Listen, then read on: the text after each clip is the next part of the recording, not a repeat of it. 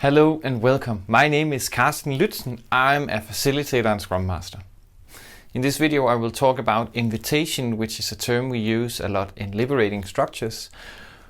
But in general, as a facilitator of events, workshop meetings, coaching, invitations is one of the most important things. So invitations is how do we invite people to participate, to work with us, to work with the other participants.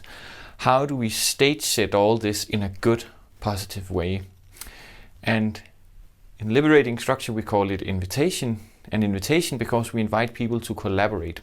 We invite people to work with us. And we can make these invitations in a lot of different ways.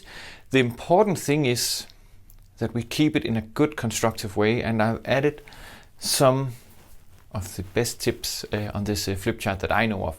So first off, don't judge or frame it in a specific way because you want it to go directly to this, because that will bias people towards those assumptions on that particular judgment that you made. So that is one of the things that make it difficult, right? Because we might have a preconceived idea of in what direction should we take this. But as the facilitator, I should not have an opinion about that, and I should definitely try to keep it out of the invitations to the exercises or to the work. And that also means personally, I might stop up, think for a couple of seconds. Okay, now I know how to create the invitation, and I'm not hiding it. I'm showing it plainly, and I might also say, no, let me phrase it in another way. Even then, if I do that, the damage might already have been done.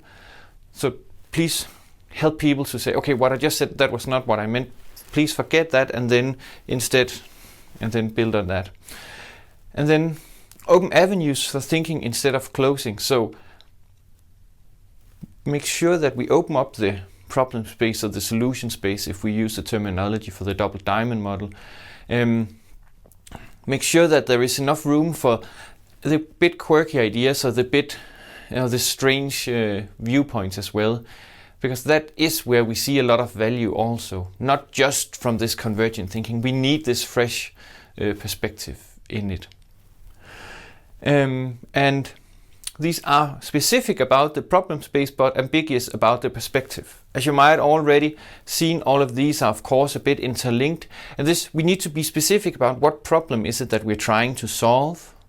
How can we see it has been solved? But how do I think you guys should figure out to solve it on your own right? So be quite specific on, so we're here today to solve or look at this specific things. We've talked with stakeholders or whatever, or you in the group have expressed that we know this is no longer an issue when this and this and this has happened. And then the invitation should be slightly abstract. And that covers a little all of this, right? Because if it's slightly abstract, then we are not forcing people to go in a specific direction. We're giving people the opportunity to take it in the direction that they want and in the direction where they think is the most value can be found. And that's quite important. The participants know way better than you what would be a good solution. That's true for 99.9% of the times, at least from my experience. It might just be me, but who knows? I'm a bit curious to learn also from you, where and how do you make invitations to exercises, liberating structures or other exercises? And please share it, send it in a message or write a comment. That would be super, super awesome.